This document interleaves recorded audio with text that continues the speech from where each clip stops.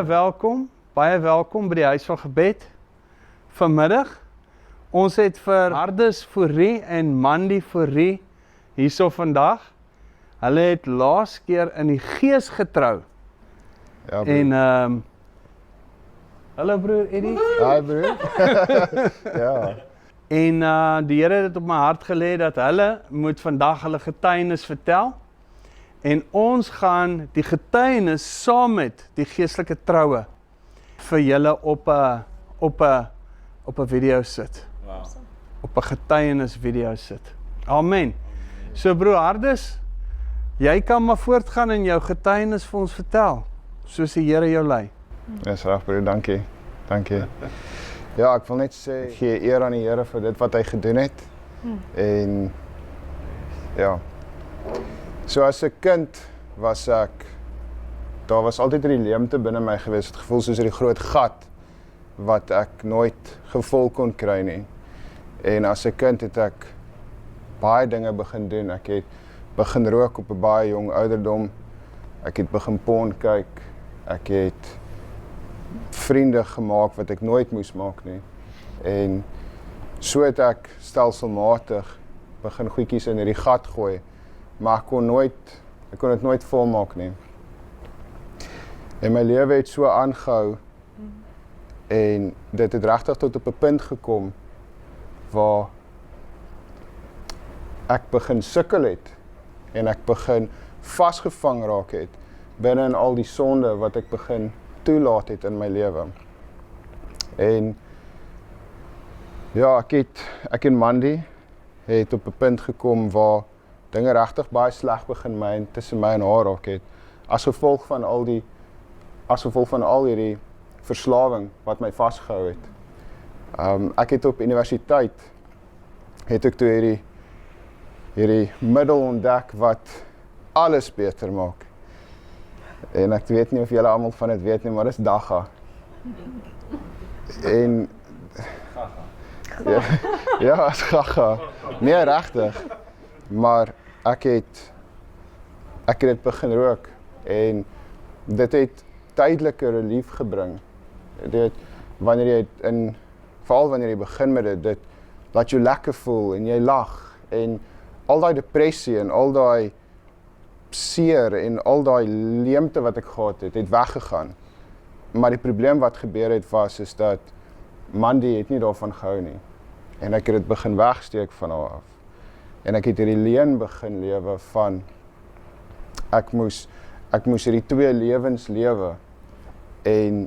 Maar soos wat ek het doen, was ek heeltyd onder al hierdie leuns gewees. En ek het probeer wegsteek van Mandy af en dit het jou verskriklik seer gemaak, weet ek. Ons het graad 11 begin uitgaan. Baie verlief. Maar daar was ook 'n reeks goeders wat ek gedoen het, ook uit kleintyd, verwerping uit, wat gelei het tot op die punt waar ek sy hart gebreek het in graad 11 ook. En wat ek gesê het is dat ons het Sondag na Sondag saam met my ouers NG Kerk toe gegaan. En ek onthou as 'n klein kind het ons op hulle bed gesit en 'n dagstuk lees elke oggend en waar my pa hulle vir ons gebid het, gedoop as 'n baba, gekatkeseer, ontmoet vir Hardus. Hy's bietjie stout, maar ek raak baie verlief op hom. Daar was iets aan jou wat ek gesien het. Ek het altyd gesê, ek het altyd gesien dis soos ek sien lig by jou, alhoewel ek gedink het jy's baie lost. Ja. En dis wat my na jou toe getrek het, is daai klein bietjie lig wat ek gesien het en dis waarvan ek gehou het en altyd gehoop het dat jy eendag in dit gaan staan en hier sit ons. Prys die Here. Maar toe het ons universiteit toe gegaan en ja, mekaar baie seer gemaak.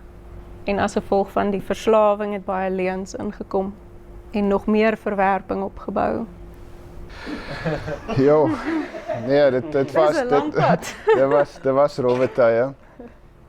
Maar soos ons, of kom ek bly net eers hier, want dit is relevant, tot dit op universiteit, soos wat mens maar eksperimenteer op universiteit, ontmoet ek 'n vriendegroep wat eintlik 'n bietjie meer understanding het van wat die vrymeslaers is en wie hulle is. En hier begin ek leer van hierdie darker side van wat die kerkwêreld aangaan en wat binne in godsdiens en al hierdie plekke aangaan en ek het ewe skielik hierdie ding van nee, maar dit hoort nie so nie. Jy weet, ons is besig met jy weet, ek glo in die Here, maar ek wil niks te doen met die kerk nie. Ek kan sien hoe die simbole in die kerk is. Ek kan sien hoe die vuilheid ingekom het en hoe die ek meen, ons is nou NG groot gemaak, hoe die dominees net daar staan en hulle het al hierdie suikerwoordjies, as jy dit nou so kan stel.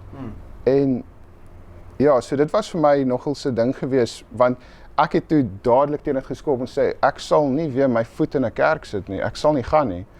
Maar ek dink dit was baie moeilik vir jou gewees, want Ek het in dit groot geword, mens gaan kerk toe, ons is lief vir die Here. yes, En ek dink dit was baie moeilik vir my ouers. Want hier gaan ek met hierdie ouetjie uit, maar hy rook en hy weier om saam ons kerk te gaan Sondag en al wanneer hy saam gaan is omdat hy eintlik met my wil kuier. Hy wil nie kerk toe gaan nie. ja, Maar dis ek blameer jou. dankie broer. Ek ook nie. Nee, daar was blatant lies wat in die kerke aangaan. Mense is verblind. Ek dink om nie die persone wat in die kerk te sit aan te val nie, maar daar's 'n verblinding en selfs by die dominees. Hulle is verblind. Amen. Hulle is besig om 'n evangelie te preek wat nie waar is nie. Maar ja, ons is toe nou baie seer en baie dinge is ons by universiteit uit en ek en Mandy moet die besluit maak waartoe kom ons, wat gaan ons doen en ons besluit ons kom Kaap toe. En die eerste huis waarin ons trek ons in 'n vrou se huis wat ook 'n bietjie bipolar is en ons verstaan nie die dinge nie. Broer, as ek nou geweet het, as ek weet wat ek nou geweet het, ek daai ding bestraf in Jesus naam. Maar daar ook, dis asof hierdie dagga ding en ek dink met Mandy was dit gewees dat hierdie ding het heeltyd gevolg, heeltyd. En ons is by die vrou se huis in en hier kom haar dogter van die universiteit af en sy rook. En ewe skielik, boem, hier sit weer en ek kry die kans en ek befriend hulle en ek maak met hulle deals want nou is ek besig om te werk, so ek het geld, so ek kan vir hulle sigarette koop en dan gee hulle vir my dagga. En my man die weet nie. Dit is heeltyd hierdie leen, dit word weggesteek van haar af. En so gaan ek en ek begin werk en daar's 'n man wat rook en ek begin vriende kry en hulle rook en dis heeltyd in my lewe. Maar wat gebeur toe nou is soos wat ek hierdie gat probeer volmaak met drugs en drank en meisies en want die ding is, ek dink daar was so baie verwerping by my en Mandy ook gewees. Dis nie dat ek wou nooit op Mandy cheat nie. Ek het nooit daai begeerte gehad nie. Maar ek het 'n begeerte gehad dat ander vrouens en ek weet jy ook, gee net aandag aan my. Ja. En daar was so baie seer binne in ons, maar soos wat ek hierdie gat probeer volmaak, raak ek so verslaaf daaraan. Maar ek self besef dit nog nie. Ek geniet die wêreld. Ek geniet dit om te rook. Ek geniet dit om dagga te rook. Ek geniet dit om te drink. Gaming. Dit kom van kleins af. So dit was regtig alles wat die wêreld kon gee. Het ek het my arms oopgemaak en ek het hierdie gat gevul. Maar dit wou nooit vul nie. Dit kon nie vul nie. En ek dink agter die skerm het ek begin meer en meer depressief raak. En ek verstaan ook hoe die dagga wat ek begin gebruik het, ook die skizofrenie wat op my geklim het as gevolg van dit het my so swaar laat voel en so verdruk laat voel. Maar ek het meer en meer net in daai rigting ingegaan. Ek het meer gesoek om die gat vol te maak. Ek dink ons sondes het eintlik letterlik net opgehoop. In al die rigtings, alles wat ek lees hier binne, was ek skuldig aan. Ja. Maar absoluut veroordelend teenoor hom en sy vriende en die groepe waarin ons beland het. En selfs dit wanneer ek Bybel gelees het, het ek dit altyd buitentoe gelees. En ek het nooit dat die Here se woord my lees nie. Ja. En ons het ander gepraat en toe sê ek, daar was nie 'n balk in my oog nie, daar was 'n boom in my oog. Ja, dit Want is so. ek het myself geregverdig en self-righteous opgetree, want ek was 'n beter mens as ten minste as wat hy is. Maar die genade van die Here is genoeg. Lees die Nuwe Testament, daar is die Here het jou lief. Ja, en ek dink die kykers moet verstaan wanneer jy in die sonde lewe, wanneer jy in die drugs doen, veral illicit drugs en illegal of onwettige verdowingsmiddels, is daar 'n gees gekoppel en daar is 'n prins oor daardie verdowingsmiddels aangestel in die demoniese wêreld. En die tugmeester gaan jou saak vir jou werk. En julle het nou net gehoor, alhoewel uitgepraat van skizofrenie, alhoewel hy nie 'n skizofreen was nie, was daar 'n sterk man wat hom aangeval het. En ek dink nie die wêreld besef dat die gees van skizofrenie, wat hulle skizofrenie noem, is maar 'n gees wat onder die tugmeester werk, en dit is die mag of die krag van die dwaling. En daai ding sal vir jou roer tot jy later depressief is, tot jy later selfmoord opbreek, tot jy later so rebels is dat jy uithak en jy het nie meer beheer oor jouself nie. En dan praat jy al van daardie sterk man. En die woord sê, God wat hom nie bespot nie. Net wat die mens saai, sal hy maai. Ja. As jy verderf saai, sal jy dit maai. My pa het altyd vir my gewaarsku te sê, daar is mense, daar sekere mense, as jy dagga rook, dan maak jy 'n gees van skizofrenie. Hy het nie gesê gees nie, onthou, hulle glo nie in geeste nie, die medisy. Maar hy het gesê, dan baie mense rook dagga en dan raak hulle skizofrenies. En ek wou nie na hom luister nie, maar wat hy eintlik nie kon sê van my nie, is dat wanneer jy dagga rook en hierdie verdowingsmiddels, dan kom daar 'n sterk man wat jou kom aanval en hy begin by jou verwerping. Dan maak hy van verwerping en rebellie 'n vesting in jou lewe. Ja. Dan vat hy van verwerping af jou op die pad van depressie, selfvernietiging, selfmoord, en hy gebruik herinnering, verwyte, beskuldigings en ou bitterheid as wapens teen jou. Klink dit bekend? Jy weet nou, daar sit met jou bitterheid in jou hart. En so ja, broer, julle was op daai pad. En so sê vir my, wanneer het dit begin verander? Eintlik, en ek dink, dis eintlik so wonderlik. Mandy het swanger geword met Emily. Ek noem nou Emily, maar jy kan 'n bietjie vertel hieroor. Ek dink dit sal goed wees, maar ons het sy is swanger met ons eerste kind. En sy vra vir die Here, wat moet hierdie kind se naam wees? En sy hoor Elysia.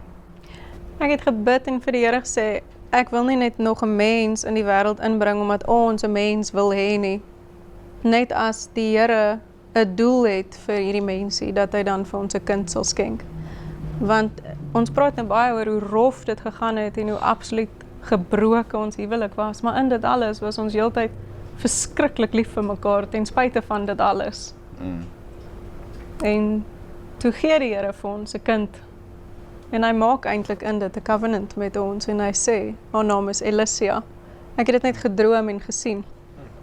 Maar na dit het ons eintlik al, of voor dit eintlik al klaar besluit, ons ek, wat heeltemal uit orde was, het die call gemaak, ons noem haar Emily. Want ek het van die naam gehou en toe ek hierdie naam Elysia ontvang, totaal onbekend met die werke van die Heilige Gees.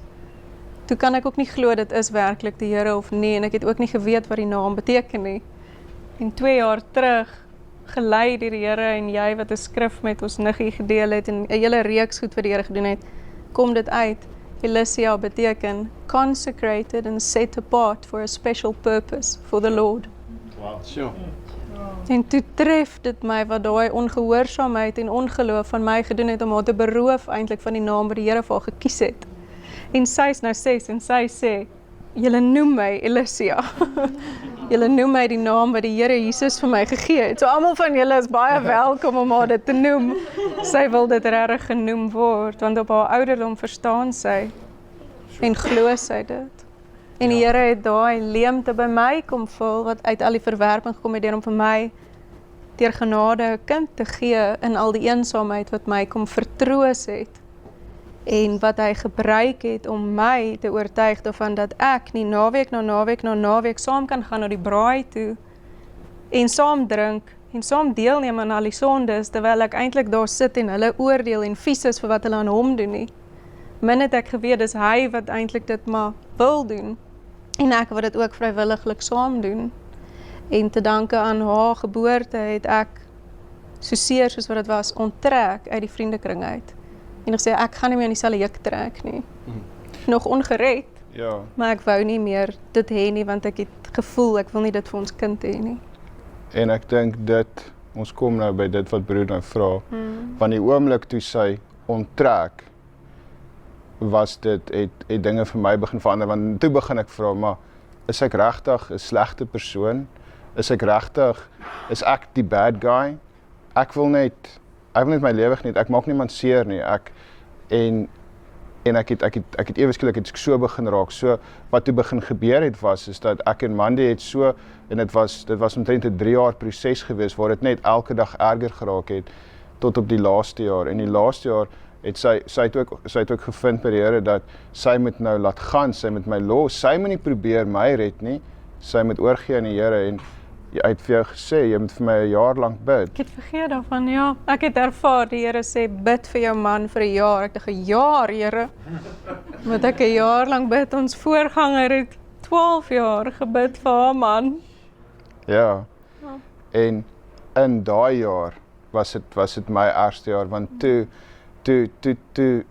dit so op so 'n punt gekom waar nou wil my vrou niks mee te doen hê nie, sy kyk nie meer saam my TV nie, sy doen niks meer saam met my nie, en nou bly ek nog ver weg van my vriende af, so ek is besig om groot bedrag geld te spandeer, want omdat ek in Pringle Bay bly, ry ek al die pad uit Durbanville toe elke liewe dag, sodat ek daar kan gaan daggarook en in die aande saam met hulle kuier. So ek het heeltemal hierdie verhouding van my en my vrou was besig om so te breek. Elke dag na dag na dag, waar sy van gesê, sy sukkel, want sy kan nie meer nie. En ja, toe kom die punt.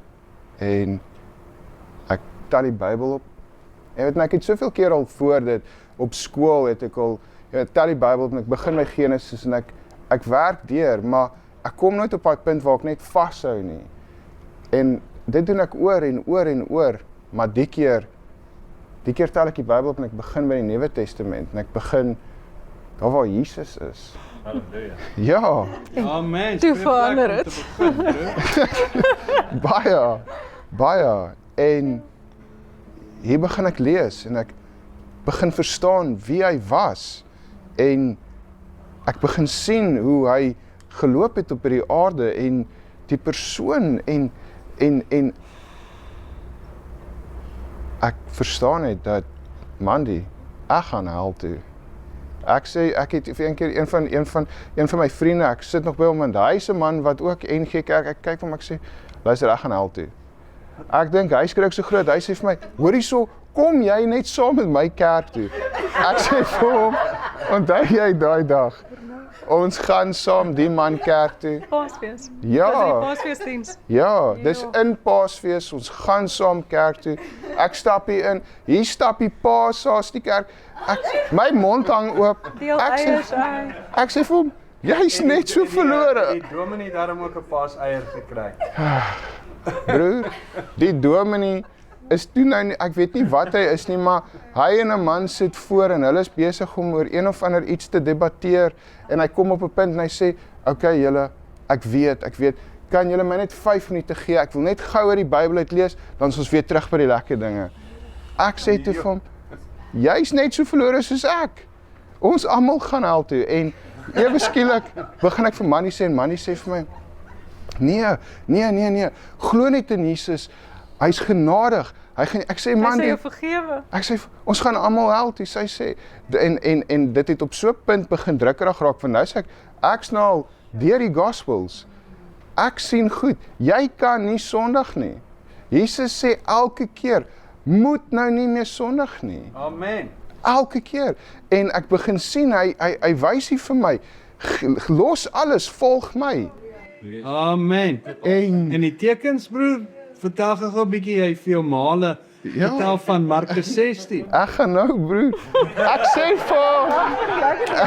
Ek sê vir ons is op pad en sy sê vir my nee.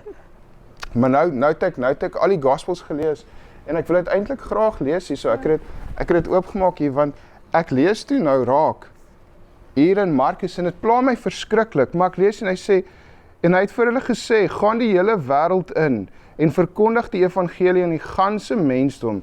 Hy wat glo en hom laat doop sal gered word, maar hy wat nie glo nie sal veroordeel word. En vir die wat geglo het, sal hierdie tekens volg. In my naam sal hulle duiwels uitdryf, met nuwe tale sal hulle spreek, slange sal hulle opneem, en as hulle iets dodeliks drink, sal dit hulle geen kwaad doen nie. Op siekes sal hulle die hande lê, en hulle sal gesond word. En dit pla my, want niemand doen dit nie. Amen. Niemand. En dit staan daar. Die Here self sê dit en niemand doen dit nie. En ek gaan na my ma toe, want my ma was by definition die kerk dan nie. Dis wat my vriende haar genoem het, die kerk dan nie. En jy weet, jy sit na my ma kyk en Sy is ook in huis al gebed. Sy's nie meer kerk. Sy's nie meer. Sy's die oudste, jongste Joshua generasie wat hier so is. En sy is nie meer 'n kerk tannie nie. Sy is gevul met God se gees. Amen. Jong, sy is vol nuwe wyn en ons het daai ou wynsak het ons gaan begrawe. Ons moes vir haar 'n hele nuwe sak gee. Amen. Want as jy enigsins 'n stukkie wou bylas of jy daai wyn daar wou ingooi, sy gebars Hy het. sal. Want die kerk tannie kon nie die wyn hou nie. Toe moes ons dan nou maar eers gaan begrawe. Maar prys die Here, sy is ook hierso. yes. So, skus broer Hardus. Maar ek gaan na my ma toe en ek sien nie hierdie by my ma nie. Ek sien dit nie by my familie nie. Ek sien dit nie by my vrou se gesin nie. Ek sien dit nêrens nie. En ek gee vir haar die skrif. Ek gaan sit by haar en ek gee vir haar. My ma het so 'n smile. As julle haar nou ken, sal julle weet, maar ek gee vir haar die skrif so en sy lees dit en sy kyk op en sy smile my en ek sê nee, wag, iets maak nie. Lees weer. En jy weet, en sy doen dit 'n tweede keer en 'n derde keer en toe sy dit weer vir my gee. Toe sê ek vir haar ma en ek wys vir haar so uit want daai tyd kon ons nou nog so oor al die huise kyk en ek sê vir haar ma, almal hier. Ek sien hierdie tekens nie. Ek sien dit nêrens nie. Ma, ek's op pad. Ma's op pad. Almal is op pad hel toe. En ek sê vir haar daai dag en ek dink hier het die draaipunt begin kom, want ek sê toe vir haar ma, en ek onthou, my pa sit nog agter in die hoek. Hy luister maar net wat hier aangaan, en ek sê vir haar ma, een van twee dinge, die Here bestaan, of hy bestaan nie. Maar ek het nodig, nou, om vir myself dit te, ek moet dit nou vir myself discover, so ek moet weet, want ek het op 'n punt gekom waar, alles was so vol leuns om my, ek self, dat ek regtig begin dink het dat die Here bestaan dalk nie. Ek het altyd geglo in die Here, ek het regtig geglo. Maar ek het hom nie gesien nie. Nie in myself nie. En ek sê toe vir haar, heel arrogant sê ek vir haar, ek gaan die Here vind, ek gaan die sonde afsterf, ek gaan my vriende eenkant sit, ek gaan alles eenkant sit, ek gaan hom vind, en as hy homself nie vir my wys, dan bestaan hy nie. Baie arrogant, baie. En ek probeer, maar ek kom nie reg nie. Jy sien, ons kan nie die sonde aflei nie. Dit is nie in ons krag wat ons dit kan doen nie, en ek dink daar is baie wat probeer, en aand na aand lê hulle in die bed, en ek het dieselfde gedoen.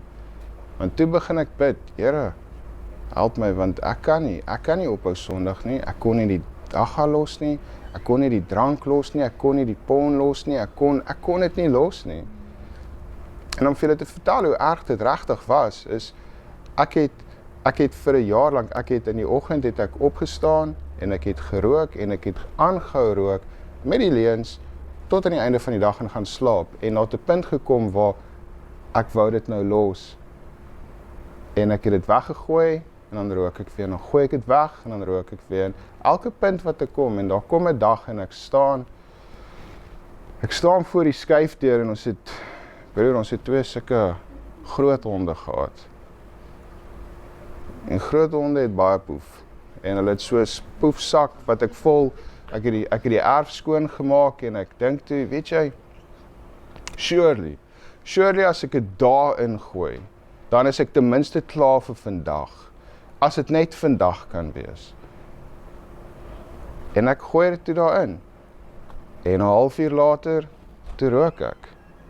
Ek het daar uitgegrou. En is gross. Ek weet. Ek was daar. Dit was nie lekker nie. Bro, ek wil net by sê dat jy sien dis 'n baie goeie voorbeeld van wat sonde is. Sonde is gekoppel aan drekgode. Ja. En drekgode vrot. Ek was van my kop tot my tone in drek. Basies, dit was asof ek gebad het in dit, een aand. Op die movie sal julle dit kyk, op The Calling sal julle dit sien. Ek was van my kop tot my tone in mense drek toe. Want die demone het binne 'n sekond my vol mense drek gemaak. En maar ek het 'n man se klere gesteel daai aand van 'n draad af. En hulle het wettig reg gehad. En dis na ek gedoop was. En toe die klere daar lê, toe sê die Here vir my. Hy sê, dit is hoe jy vir my ryk. Toe ek dan my klere kyk, het ek my nou self gewas. Toe sê hy, dit is hoe jy vir my ryk as jy in opsetlike sonde wandel. Ja. En elke man of vrou wat teruggaan na opsetlike sonde, gaan lees maar in Hebreërs 10 van opsetlike sonde. Die woord sê as jy opsetlik sondig nadat jy die kennis van die waarheid ontvang het, bly daar geen meer offer oor vir die sonde nie, maar net 'n verskriklike vuurgloed van vervolging wat die teestanders sal verteer. En dan sê dit dat hulle wat die gees van die genade gesmaak het en die bloed van die Nuwe Testament waardeur hulle gereinig is, onrein geag het, hulle gaan 'n groter oordeel ondergaan. En dit is waar die mense is wat opsetlik sondig. Jy kan maar dink jy's eenmal gered, altyd gered. Jy kan maar dink glo net aan Jesus. Elke keer as jy die sonde doen, dan gaan jy terug na daai poefsak van jou. Elke keer as jy gaan sondig en miskien net jou naaste se vrou of man begeer, dan gaan krap jy in 'n poefsak. Want dit is gekoppel aan drekgode. En dit is 'n baie goeie voorbeeld, broer Hardes, van sonde. En hoe die sondaar nie kan ophou sondig. Tot en met, broer Hardes, die bad van die weergeboorte, maar ons gaan nou daarby uitkom. Ja. So broer Hardes, gaan maar aan en dan het jy dit nou daar gaan uitkrag. Net voor jy aangaan, ek wil net sê, dit is hoekom daai dominees dit preek. Hulle preek wat sê, ons sondig elke dag. Yes. Hy sal weer sê, nee, ek sondig elke dag. Wat hy doen. Hy probeer om dit op te hou, maar hy kan nie. Nou preek hy 'n preek om sy gewete te sis. Ja, amen. En ek wil by sê dat ek het nou al meer as een Calvinist gehoor. Ek sondig elke dag. Nee, moenie worry, moenie bekommerd wees. Die son het nie by krag oor ons nie. As ons eendag daar bo kom, dan gaan die Here vir jou sê die son het nie krag oor jou. Waar sien jy dit? Nee, die Here gaan vir jou sê, jy wat aanhou sondig, jy wat aanhou die ongeregtigheid doen, gaan weg van my af, ek het jou nooit geken. So sondig my elke dag. Glo maar Calvin se leuen. En jy gaan daar die woorde hoor. Want die woord van God sê, die manier hoe ons die kinders van die duisternis uitken van die kinders van die lig is, die kinders van die duisternis of die kinders van die duiwel hou aan sonde. Want die duiwel het van die begin af gesondig. Ja. So ken ons die kinders van die lig. Hoekom het ons opgehou sondig? Omdat sy saad in ons bly. Dis 1 Johannes. Gaan lees. Die saad van God bly ons. Ons het die sonde dan afgesterf in die doop. Hoekom? Want ons is begrawe deur die doop in die dood.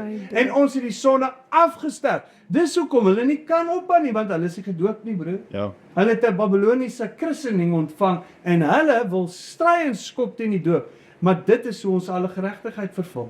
Maar broer Hardes gaan vir ons aan en dan gaan krap jy dit daar uit. Ek het er uitgekrap. En Mandy, jy was nou een van die waar wie ons nou gepraat het, né? Presies. Ek is die voorbeeld van daai.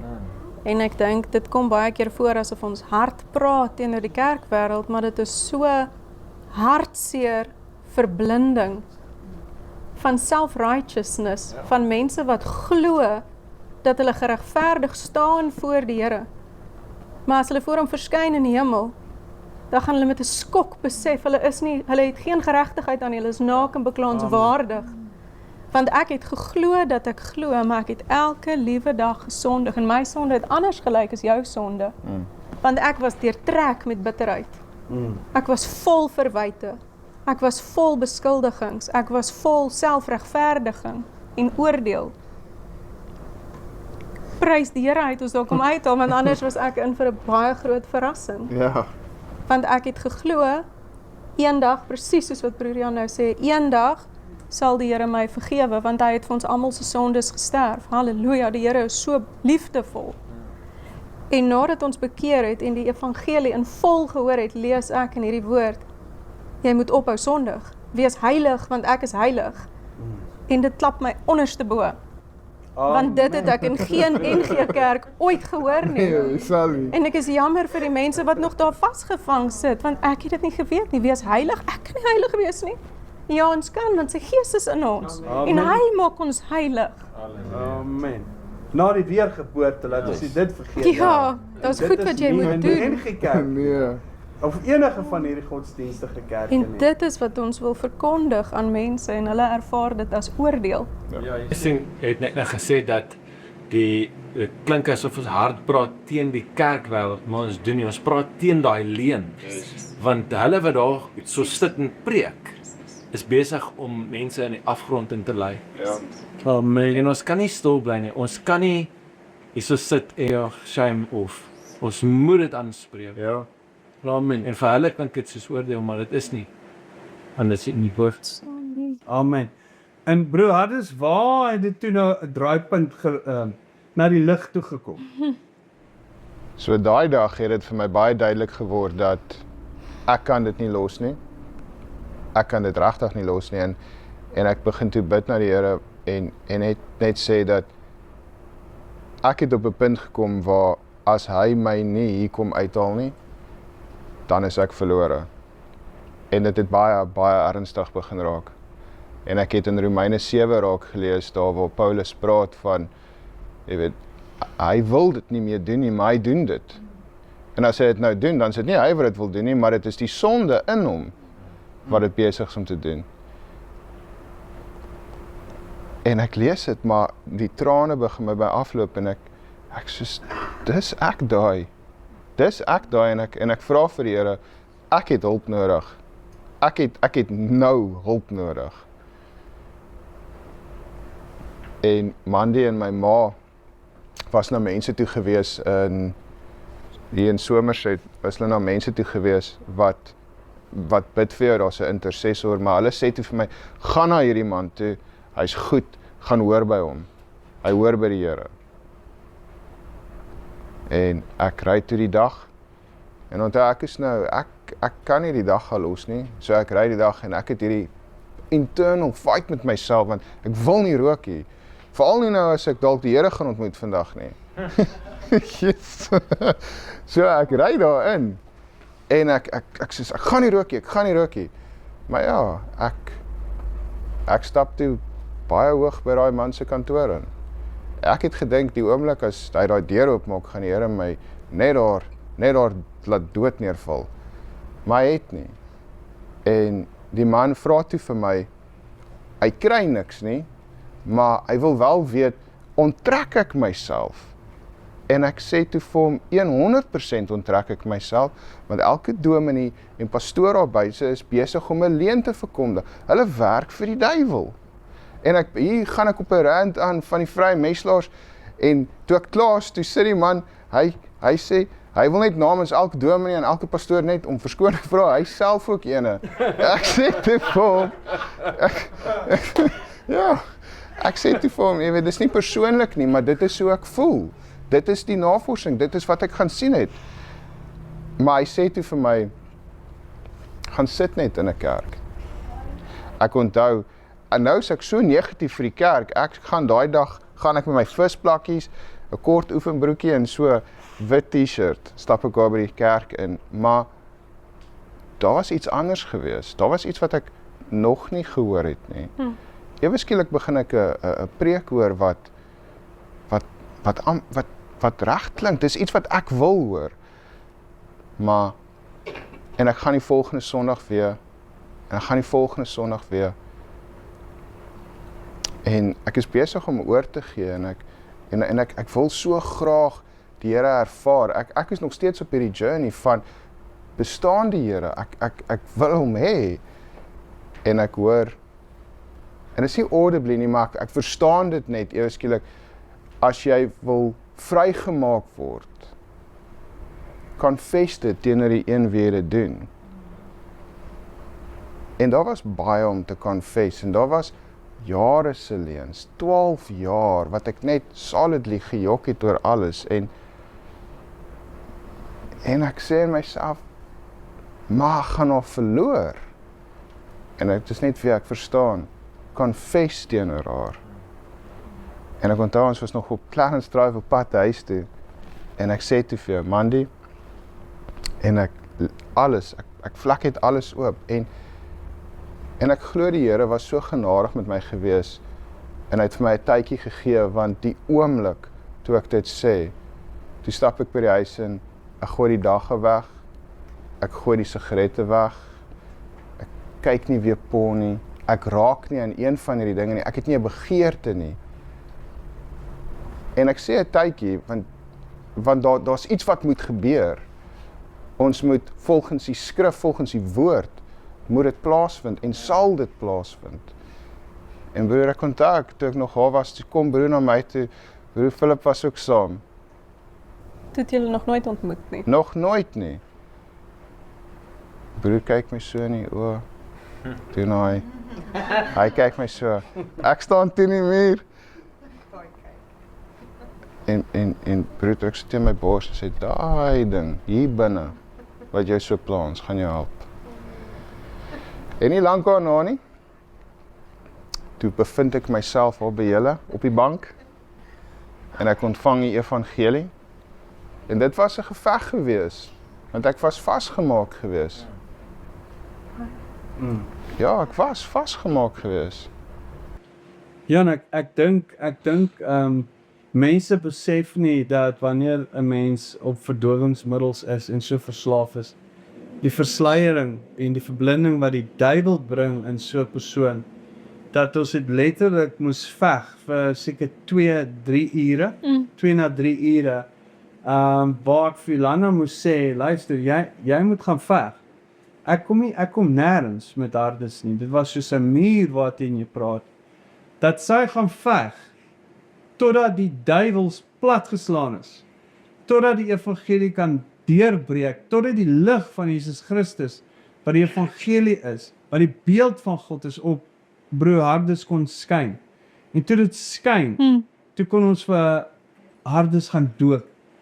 En dit was die eerste stap om deur te veg. Jy weet, dit gaan nie net, jy weet hierdie papsak evangelies van die huurling pastore en die ander Glo jy in Jesus? Ja, glo jy in Jesus. Ja. Jy's korrek. Nou vir gaan my huis toe. Dis hy. En ek ben een van daardie pastore, hulle sit letterlik in 'n vrou se huis, die seentjie word aangeval deur 'n stomdoof of 'n doofstom gees, 'n maansiek gees. Hy begin manifesteer en sy sê doen iets.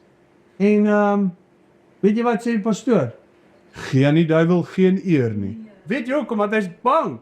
Want hy weet as hy sy hande daar gaan oplê, dan gaan hy pak kry. Daai seentjie sal 10 teen hom vir hom kaal uit die huis laat vlug. Want hy het geen krag in hom nie. Ja. Dit is die pastore daar buite. En toe vat ons vir broer Hardes deur bevryding. En na bevryding broer Hardes, vertel maar verder. Ja broer, wat net by my opkom is, vir die wat glo, sal hulle duiwels uitdryf in my naam. Amen. En dit was so gewees. Ek was gedoop gewees. Ek het die sondige vlees, nie ek nie, maar die sondige vlees is neergelê gewees. Ek was uit die water uit opgetrek. Die Here het my daar uitgetrek. Hy het my lewend gemaak. Ek was dood in my sonde. Amen. En deur die handoplegging het hy vir my sy gees gegee.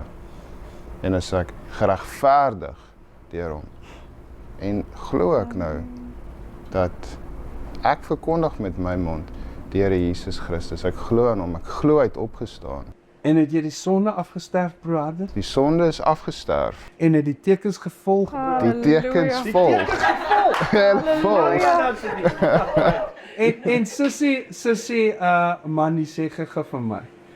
Die dag toe jy bevry was. Nou moet julle verstaan, sussie Mandy het altyd gedink ek is daarom nie so erg soos Harder nie, maar sy het ander dingetjies gedoen waarin sy het dalk die dagga gerook, maar sy het yoga gaan staan en doen. Ek het ook dagga gerook, broer. O, jy ook. Maar net 3 keer dink ek. Dit was nie lekker nie. Okay, maar basies het Mandy gaan yoga doen Ja. om ontslae te raak van hierdie stres en die dinge en vertel ons wat gebeur het met jou, Mandy. Jy het gedink, ag, dit gaan niks ernstig wees. Ek is ons nou nie so sondaar nie. Ek het altyd gedink daar's mense wat dit meer nodig het as ek. Ek dink ek doen goed, laat broer hulle maar die ander mense bedien. My beurt sal seker maar kom. En op daai stadium het ek vir julle gekyk, baie skepties. Hierdie mense leef hulle bietjie te veel in hierdie boek in. En ek sien hoe die Here my man absoluut vry maak. Want ek kan nie vir julle in woorde sit hoe donker dit in ons huis was nie. En hoe gebroken ons huwelik regtig was en hoe gebroken ons was nie. En my trots het gemaak dat ek dit nooit met mense gedeel het. En ek dink ek het met 2 of 3 mense gedeel. So ja, toe het ek ook nou en dan gerook en ook nou en dan gedrink en ook saam gevloek, maar ek het dit nie gedeel nie, ek het dit gehou en dan nog hierdie fynheid aan my gehad en geyoga. Ek het nie die geloofskant van yoga aangeraak of aangevat en geglo in die chakras en die mantras en die whatever nie. Ek het net die strekke gedoen. Maar dis nie nodig dat En jy dis glo. genoeg. Die strek is genoeg. Want elke strek is opgedra in 'n verskillende demoon. Ja. As jy daai strek doen met jy jou rug so terug buig, dit is cobra. Dan is daar verskillende demone, verskillende dinge wat jy en die krag wat jy daar opwek met die strekke alleen met yoga is prana. En ek dink Mandy gaan vir ons vertel wat het gebeur toe ons vir prana aanspreek. Ja. Toe gaan ek vir bevryding en ek sê vir sis Jamie voor ek vir bevryding gaan, ek gaan nou vir bevryding die naweek en jy profeteer eintlik en jy sê it's going to be life changing. En ek onthou ek dink, sal sien, ek weet nie eintlik wat om te verwag nie. En deur die Here se genade het jy 'n reeks goed uitgejaag. Demone uit 'n gedoopte Christen uit. Amen. Wil ek bysê. Amen. Want as jy 'n demoon uitjaag uit 'n ongeloofige persoon uit, gaan die demoon mos net teruggaan. Presies. So dit was een van die goed waarmee ek gesukkel het. Daar is demone in ware Christen gelowige geesvervulde kinders van God en hulle moet uitgejaag word sodat ons hulle kan uithou. Amen. En I bear witness of the truth of that in vandag se tyd. En daar jaag jy 'n klomp geeste uit en spesifiek toe hulle die geeste wat gekoppel is aan yoga uitjaag. Toe begin ek ervaar by my volle bewustheid ten volle nugter dat my vingers begin styf trek. En ek onthou ek sê vir sis Landa, kyk my hande. En sy sê, dis okay. Ek sê, dis nee. En dis nie soos in die horror movies nie, ons het nie nodig om bang te wees vir dit nie, want die kinders van die Here wat dit verstaan, was totaal in beheer, want ons het heerskappy van die Here af. Amen. En julle jaag daai duiwel uit my uit, en hy gaan uit met 'n groot geskreeu en styftrekkings. En dit staan in Markus. En Handelinge 8 met 'n groot gegil. Mens wil nie altyd hê wanneer jy bevryding doen dat daar manifestasies moet wees nie, en ek glo dit was genade van die Here daai dag toe ek by julle sit dat hy dit toegelaat het by my, want vir my was dit life changing. Want in daai oomblik in gesprek en gebed met die Here land dit. It's real. It's real. En my gebed aan die Here was altyd, Here, wees net real vir my. Want ek het ook op 'n stadium gekom wat ek gevra het. Hoe weet ons is reg? My suster vra vir my 'n paar jaar terug, hoe weet ons is die enigste geloof wat waar is? Want Jesus het uit die dood uit opgestaan en daardeur het God hom verklaar as God. En ons God is die enigste God wat met ons praat. En wat die tekens en die wonders kan doen wat hierin geskryf Amen, in is. sy naam. En dit is nie net vir daai tyd nie. Ja. Dis vir nou, dit het met my gebeur en ek kan getuig van die Here se krag en van die waarheid in hierdie boek. En die Here was baie genadig met my, Yes. dat ek dit kon sien. En my sussie Mandy sal jy sê dat jy het nou 'n gees van krag en liefde en Halleluja. selfbeheersing ontvang. Sal jy sê dat die tekens volg nou in julle huwelik Ja, broer. en die blydskap wat ons beskutting is en die vrug van die Heilige Gees? En het julle in 'n geestelike oorlog betrokke geraak na die bevryding? Want onthou nou, sy het gesê jy moet hulle uithou, want jy word bevry, maar nou moet jy hulle uithou. Nou begin Efesiërs 6, die volle wapenrusting wat ons het om kragtig te raak en staande te bly teen die luste van die duiwel. Ja. En elkeen van julle wat deur bevryding was hier, moes nou al geveg het. En daai veg is deel van heiligmaking. Amen. En hoe meer en op elke liewe vlak waar die Here toelaat dat ons versoek word, want hy sal ons nooit bo ons vermoëns laat versoek. Hy bring nie die versoeking nie, maar die versoeker kom en petisie voor sy troon en sê, maar laat my toe om die en daai te versoek. Kyk, Jesus self na die doop was ook versoek in die woestyn. En na die 40 dae, sê die woord, het hy hom 'n tyd lank gelos. Hy het hom nie heeltemal gelos nie, broer, 'n tyd lank. Yes. So jy's nie bo jou meester nie. En dit is die ware evangelie. En van daai tyd af, broer Hardes, as jy deur heiligmaking, 2 na 3 jaar se heiligmaking, soms gestruikels, weer opgestaan, geleer om te heers oor sonde en die swaard van die Gees te gebruik soos 'n wapen teen die vyand. En julle het nou ook al mense na die Here toe gelei Amen. Ja, en broer. Alles aan die gedoop brand. Ja, en broer. gedoop. Yes. Ja, broer. En die hande opgelê. Ja. Amen. En broer Hardes, jy is gesalf as 'n diaken al hierso in huis van gebed. Ja, broer. Amen. Amen. Amen. So broer Hardes, ek wil sê baie dankie vir julle getuienis vandag. En dit is die ware evangelie. Dit is die krag en die salwing wat die juk breek. Die juk is gebreek oor broer Hardes en Mandy. Hier sit hulle is skoon, hulle is vry, hulle is heilig. Ja, hulle is heilig. Dit kan ek sê. Hulle sê nie vir julle ons sondig elke dag nie. Gaan maar daai leens. En dan gaan jy vir Jesus hoor, hy gaan vir jou sê, julle wat die ongeregtigheid werk, moenie kom en sê, ja, maar dis vir die wat die duiwels uitdruk. Nee.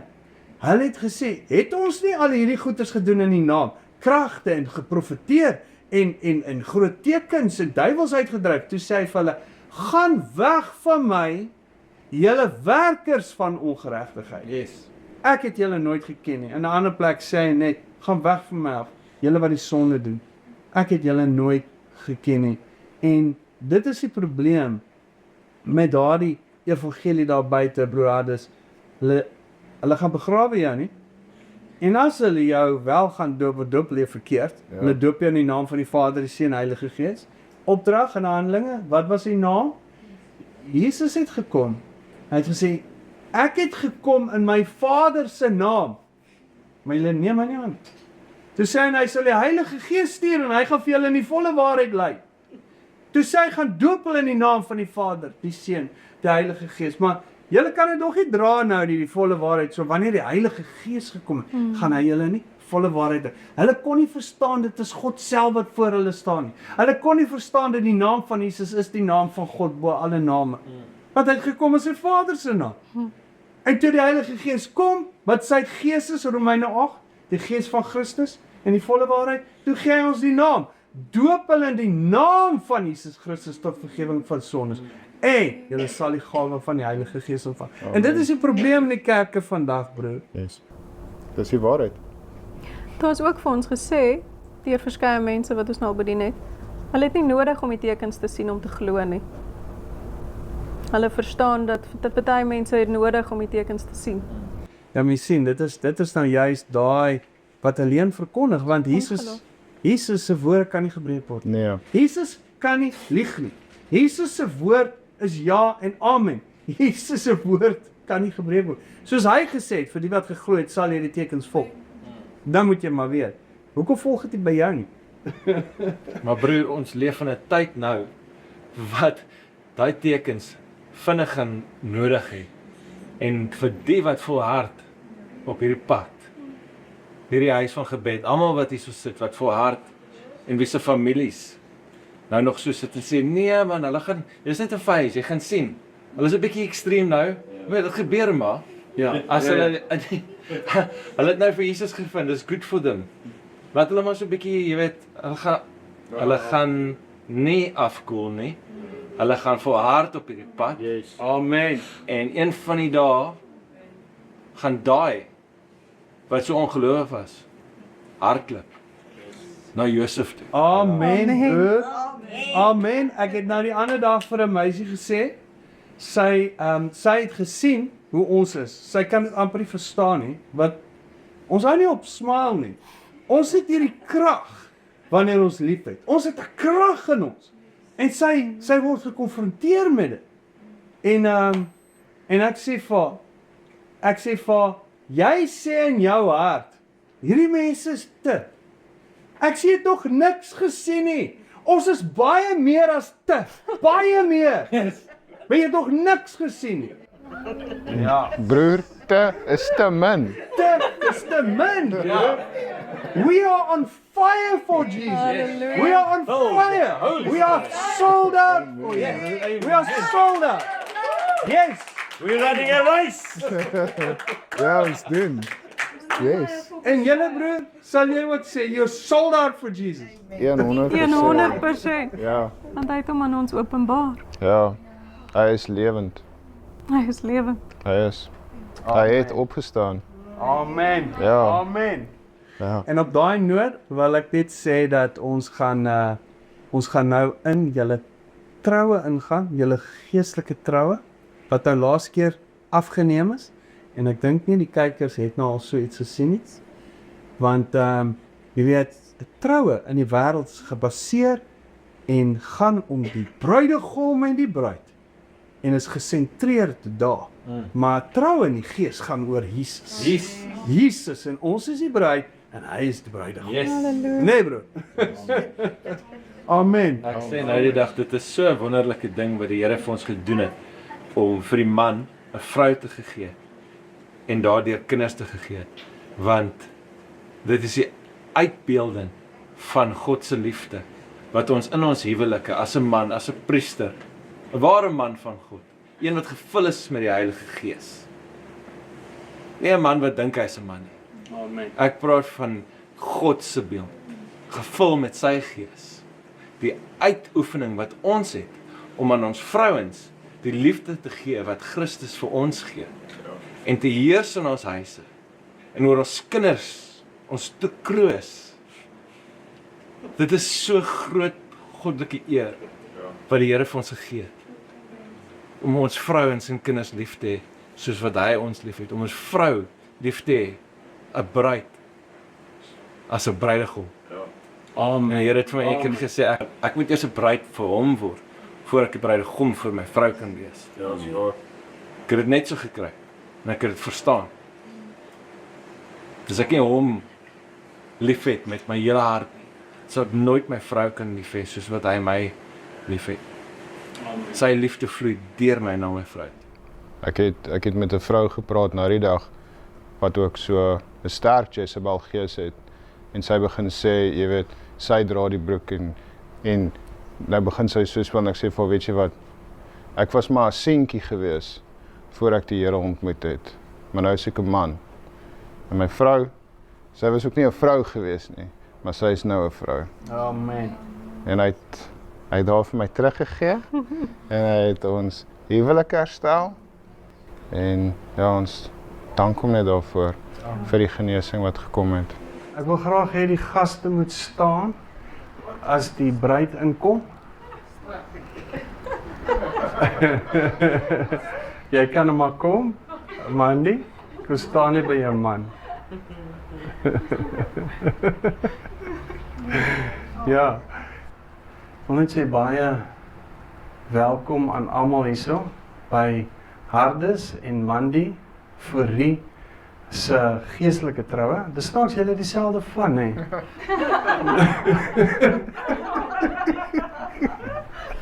Maar dit is die tweede keer wat julle trou, nee. Maar hierdie keer is dit die geestelike troue. Daar gaan iets groot gebeur vir julle. En ek wil vandag vir julle lees van oom Sarel se huweliksseremonie, papier vir weergebore kinders van God wat hy opgestel het. Hierdie is iets wat jy nie sommer, ek dink enige een van julle weet van dit hè. Nee, maar vandag het die Here gesê ek moet dit lees en ek moet dit vir julle opstel. Ek het hom so bietjie gaan verander. Sodat die skrifte wat die Here vir my gegee het, waar ek bysit. En so, oom Sarel het geskrywe: Geliefdes, ons is saam vergader in die teenwoordigheid van Jesus om twee geliefdes se trou aan mekaar te bevestig, te salf met olie en getrouheid aan die roeping te bevestig. Jy het ons nie 'n roeping gehad toe jy die eerste keer getrou het nie. Nou hier, jou roeping is hier ingeweef. OK. So kom ons bid net. Hemelse Vader, kom in die naam van Jesus Christus van Nasaret. Here, wat hier gebeur is iets baie, baie groot. Groter as wat hulle ooit kan dink. Maar U weet. Ek weet, Here, en daar's miskien 'n handjievol wat weet. Maar Here, ek kom nou en ek kom bid nou vir Hardes en vir Mandy, en ek seën hulle in die naam van die Here Jesus Christus van Nasaret. En ek dank U vir wat U gaan doen in hulle huwelik van vandag af. Daar gaan iets groot gebeur, Here, nadat ons hulle salf met olie. Dis my gebed vir hulle in die naam van Jesus Christus.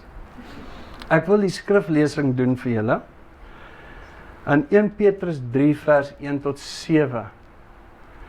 Net so met julle vroue aan julle eie mans onderdanig wees, sodat as sommige aan die woord ongehoorsaam is, hulle ook deur die wandel van die vroue sonder woorde gewin kan word, as hulle julle reine godsvreesende wandel aanskou het.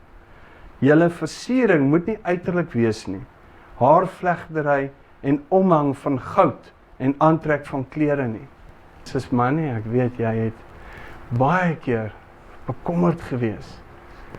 En dan het jy ingetree en jy het hulp ingeroep. En dit was wys.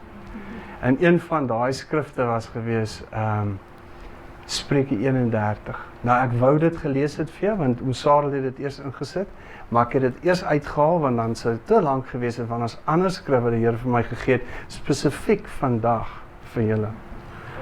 OK. OK. Julle versiering moet nie uiterlik wees nie, haarvlegtery en omhang van goud en aantrek van klere nie, maar die verborge mens van die hart in die onverganklike versiering van 'n sagmoedige en stille gees, wat baie kosbaar is voor God. Want so het vroeër ook die heilige vroue wat op God gehoop het, alself versier, en hulle was aan hulle eie mans onderdanig, so Sara gehoorsaam was aan Abraham, en hom Heer genoem het, wie se kinders julle geword het, as julle goed doen en geen enkele verskrikking vrees nie. Dis 'n opdrag. Moenie enige enkele verskrikking vrees nie. Het jy geweet? Daar's vreesagtiges, maar dis nie ons nie. Ons het nie daai gees nie. Hoor, as daar 'n gees kom van vreesagtigheid, dan is dit vir jou verskoning om die swaard uit te haal om sy kop af te slaan. Dis hoe ek dit sien. Net so moet julle manne verstandig met hulle saamlewe en aan die vroulike geslag as die swakkere eer bewys, omdat julle ook mede-erfgename van die genade van die lewe is, sodat julle gebede nie verhinder mag word nie. Nou wil ek vir julle lees Filippense 3 vers 14 wat die Here vir my gegee het vir julle twee. Die wat volmaak is, het 'n sekere gesindheid. Filippense 3 vers 14 sê, maar een ding, ek vergeet die dinge wat agter is en strek my uit na wat voor is en jaag na die doel om die prys te verkry van die hoë roeping van God in Christus Jesus. Broer, daar was 'n hoë roeping. Jy moet jou uitstrek, jy moet dit gryp. Daar's sekere wat geroep is, onthou jy ons het nog gesê, jy gaan jou roeping vasmaak nou, maar dan is daar 'n hoë roeping. Daar is die wat baie na regverdigheid toe gelei het, en hulle sal skyn soos die sterre, vir ewig en altoos. En dan is daar die, wat sal skyn soos die uitspansel. Ek weet nie hoe julle wil skyn nie, maar ek wil vir ewig soos 'n ster skyn. So ek gaan my beywer, en my roeping vasmaak. En ek gaan vergeet wat agter is. Nou sê ek vir julle vandag, vergeet die dinge waardeur julle was, hou dit net as 'n les, om nie weer daardie foute te maak in hierdie nuwe huwelik van julle. En dan verder het ons daar geskryf, ek moet getuig van die coconut. Dis interessant, nee. Nou simbolies is die coconut, en ek glo nie mense weet dit nie, maar simbolies is die coconut Jerusalem saad. Nou ons gaan nou by Jerusalem saad uitkom en wat dit regtig beteken, maar 1 Petrus 2 vers 9 sê, maar julle is 'n uitverkore geslag, 'n koninklike priesterdom, 'n heilige volk, 'n volk as eiendom verkry om te verkondig die deugde van hom wat julle uit die duisternis geroep het tot sy wonderbare lig. Koninklike priesterdom, né? Om te verkondig daardie deugde. Dit is 2 vers 14. Kyk, wat homself, dis nou Jesus, vir ons gegee het, om ons te verlos van alle ongeregtigheid en vir homself 'n volk as sy eiendom te reinig, ywerig in goeie werke. So het julle gereinig, julle as sy volk aangeneem, sodat julle kan ywerig wees in goeie werke. Jy gaan nie die hoë roeping bereik sonder die goeie werke wat hy wil hê jy moet doen nie. En daardie goeie werke gaan vat dat jy jouself kruisig verander. Nie meer my wil nie, maar u wil. OK. Die omhulsel van 'n kokosneut is hard en sterk. Jy kry dit bo in die boom wat baie moeilik ontwortel word. Daardie bome word baie moeilik ontwortel. Jy gesien hoe staan daai bome in daai tsunamies of daai storms. Wat noem jy daai storms? Tropical storms, kom ons noem dit so. Tropiese storms. Siklone. Ja, jy gesien hoe staan daai bome. En dan bring hulle nou hierdie vrug voort, né? Hulle oorleef in moeilike tye en die karakter is dat jy staan vas in die Here, gewortel en geanker op die rots, né? Word nie maklik gebreek nie, hierdie saad, né? Hy's moeilik. Ek weet ek het die ander dag probeer. Dit was 'n storie geweest. Ek moes 'n hamer vat. Betroubaar, voorsiener van goeie dinge. Hoekom? Die kokosneut is 'n voorsiener van goeie dinge. As jy op so 'n eiland gestrand is, of jy is 'n man wat in die droogte was, en jy vind so 'n boom in die woestyn, of jy vind so 'n boom daar op 'n eiland, dan is jy okay. Is dit nie so nie? Want dit het alles in hom, nê? Okay. Die eienskappe van hierdie kokosneut is hy 3 gaatjies bo. So dis die 3 eenheid, Vader, Seun en Heilige Gees, as jy kyk na hierdie saad. Al 3 moet daar wees, né?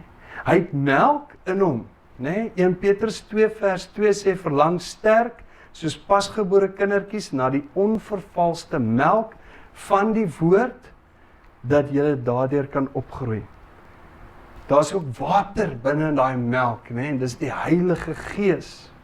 1 Korintiërs 6:19 sê, of weet julle nie, dat julle liggame 'n tempel van die Heilige Gees is, wat in julle is, wat julle van God het, en dat julle nie aan julleself behoort nie, want julle is duur gekoop. Verheerlik God dan in julle liggaam en in julle gees wat aan God behoort. So ons het nou al die melk en die harde dop en die water wat jy kry daar binne in droë tye, né? Die Heilige Gees. En dan nommer 4 sê oom Sarel vir jou. Kyk, het jy broer, het jy geweet dat Abel het 'n beter offer gebring as Kain? En selfs nadat hy dood was, het hy nog steeds gepreek. Ek sê vir jou nou, oom Sarel glimlag baie groot. Hy is besig om vir jou te preek. Hy het maar net sy seun gestuur. Ek vat dit. So daai seun van my, hy sal die woord vir jou bring. Ek gaan dalk nie daar wees nie. Hy het gesê om hierdie rede het ek jou agtergelaat dat jy kan klaarmaak wat oorgebly het. Die vesel, nommer 4, Hebreërs 5 vers 14, maar vaste spys is vir volwassenes, vir die wat geestesvermoëns besit, deur die gewoonte geoefen om goed van kwaad te onderskei. So daai kokosneut het vesel in wat jy kan eet. Dis daai vaste spys wat jy ook kry in hom. Nie net melk nie, maar ook die vaste spys. En dan as jy kyk na die vesel van die kokosneut, dit word gespel koer, ek dink. Dit maak beddens. Okay, wat is dit? Koor. Dis reg, daai het jy dit. Okay, Jesaja 57 vers 2. Hy gaan in die vrede in. Hulle sal rus op hulle bedde, hy wat sy reguit pad loop. So, daar het jy nou van die kokosneut. Dis 'n sekere saad. Dis 'n Jerusalem saad. Nou kom ek vertel gou vir julle wat is Jerusalem saad. En julle moet julle almal beywer om hierdie tipe saad te wees. Nou, die Here het vanoggend vir my gegee Nehemia 11 vers 1. En die owerstes van die volk het in Jerusalem gewoon, maar die res van die volk het die lot gewerp om 1 uit 10 daartoe te bring, om in die heilige stad Jerusalem te woon en 9 dele in die stede. So 1 uit 10 van die hele volk het gaan woon in Jerusalem. Nou waar wil julle woon? In die 1000 jaar van vrede.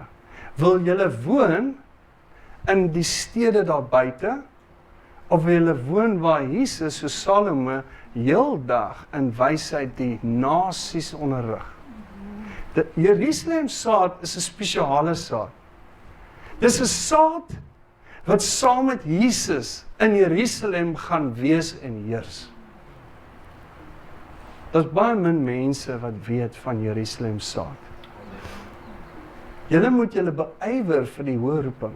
Ek wil nie daai 9 wees wat in die ander stede gaan bly en van die ander broers gaan heers oor die broers wat skande gemaak het, jy weet, en van hulle gaan nie eens krone hê nie, want hulle gaan gered word soos 'n brandende hout uit die vuur. Hulle gaan nie krone hê nie. So hierdie Jerusalem saad, en ek het vanoggend vir die Here skrif gevra en toe maak ek oop op hierdie skrif, en dit het gegaan oor die owerstes van die volk wat in Jerusalem gewoon het.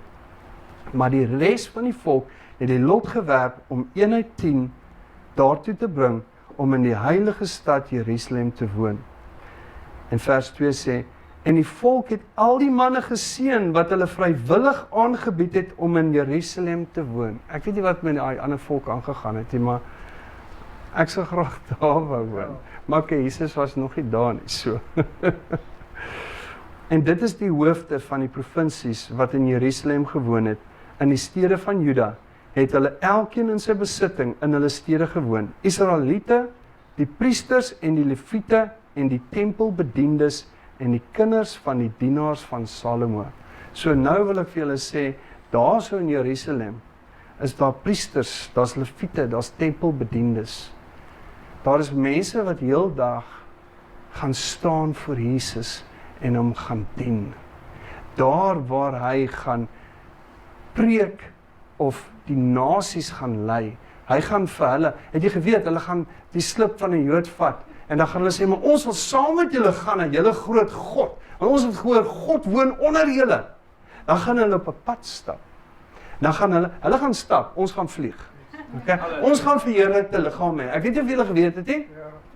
Ons kom saam met Jesus terug met ons verheerlikte liggame.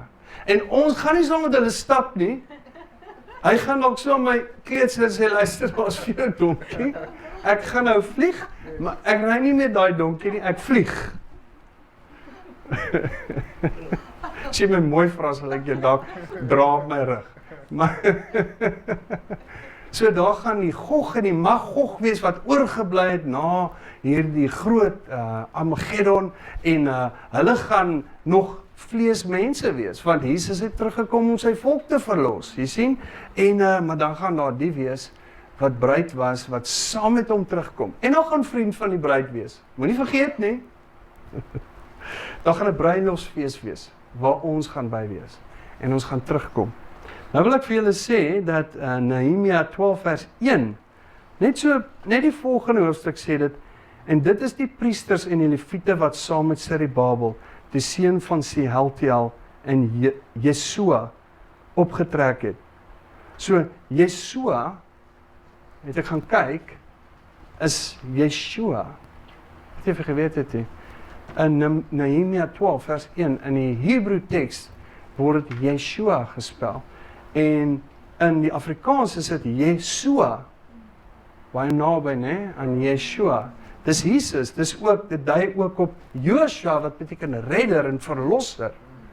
So Zerubabel, ek weet nie of julle weet, maar in Sarel se eerste Bybel was daar 'n misprint en oral waar Zerubabel gestaan het daar Sarel gestaan. Ja, ek weet, ja. So hulle het opgetrek saam met Sarel, ek meen Zerubabel, en dan Jesus was die hoëpriester. Yeshua was die hoëpriester, het jy geweet? In Jerusalem het hulle gaan woon.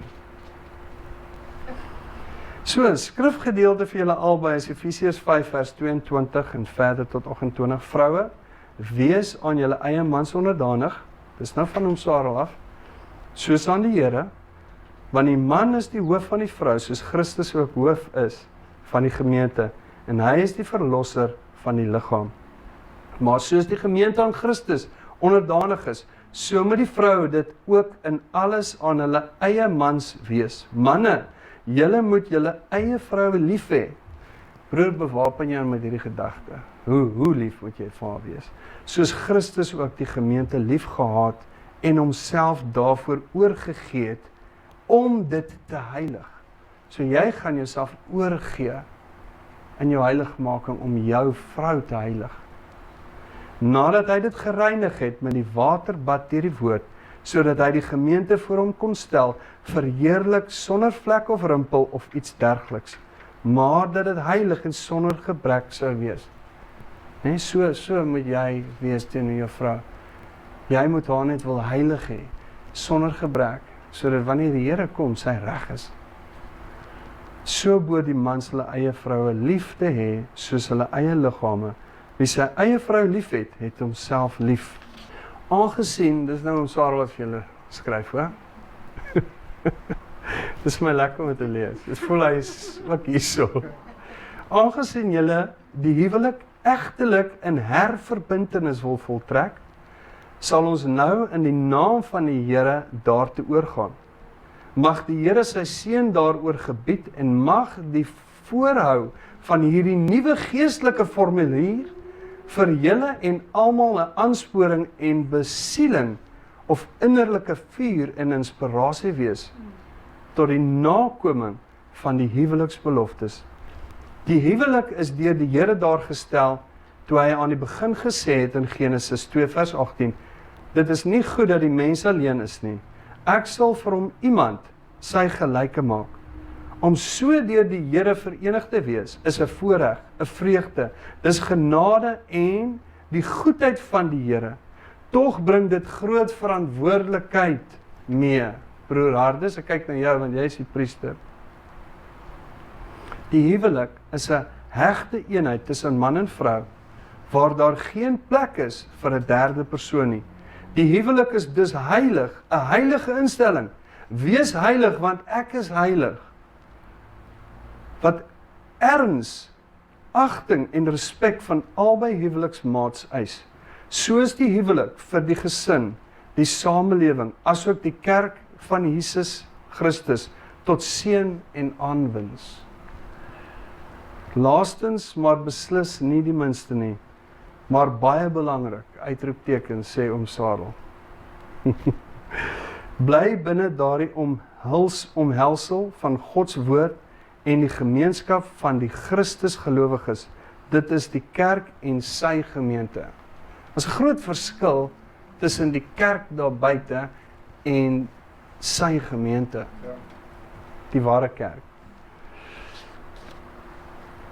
Albei, dis nou julle twee, beloof en bevestig julle in die teenwoordigheid van God en roep julle almal hier teenwoordig om daarvan getuies te wees dat jy julle die een aan sy neem as bevestigde eggenote om saam te deel in die heiligheid van die huwelikslewe in tye van alle omstandighede, positief of negatief, om mekaar te beskerm, te versorg, te dien, te bemin, om julle van ander te onthou en geen losmaking te soek nie, totdat die dood julle skei. Dierbares, kan julle mekaar in die oë kyk en sê, ek beloof en bevestig. Ek beloof en bevestig. Ja. Yes. Nee, ons doen. Amen, okay. Nou moet julle die ringe vir mekaar gee. Waar is die ringe, mensie? Dis sy. Dankie, Emily. En sy kan die ringe bring, sy is ook al gedoop, hoor? Ja, Ja, nee? sy die Here se gees. Amen. Baie dankie.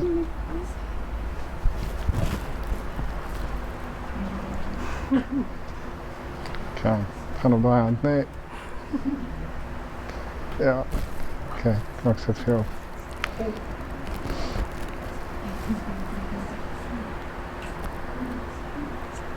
Vir jou ook. Okay. Nou dat Hardes en Mandy in die openbaar die plegtige beloftes van die huwelikstrou afgelê het en ook voldoen het aan die vereistes van ons Here Jesus, soos dit die huwelik raak en met die gesag wat aan my toegeken is, verklaar ek julle regtens getroud in die gees en bevestig in die naam van Jesus Christus, die groote God en Verlosser. Amen. Nou mag jy maar die bruid soen.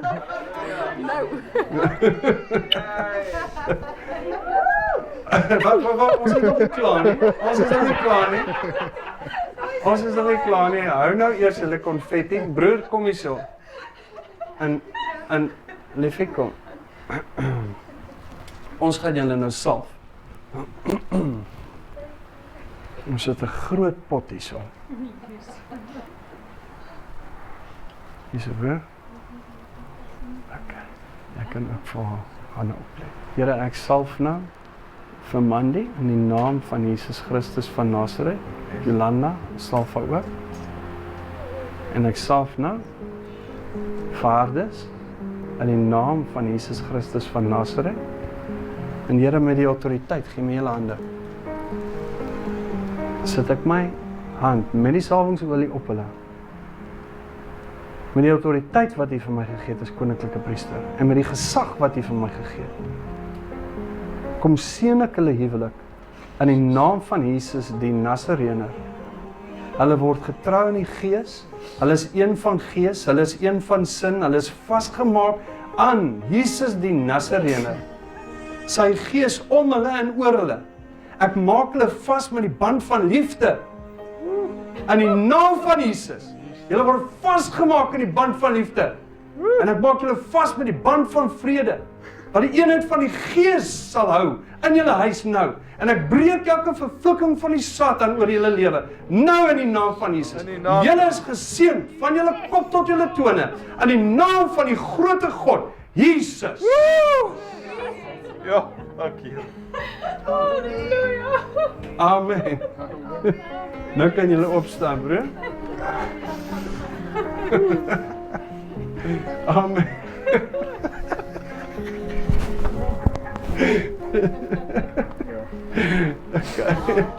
Ja, Ja. ek kan getuig dat die saam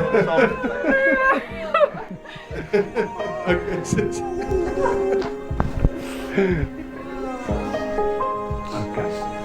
Amen. Amen. Okay, nou kan julle maar julle goedjies gooi. Okay.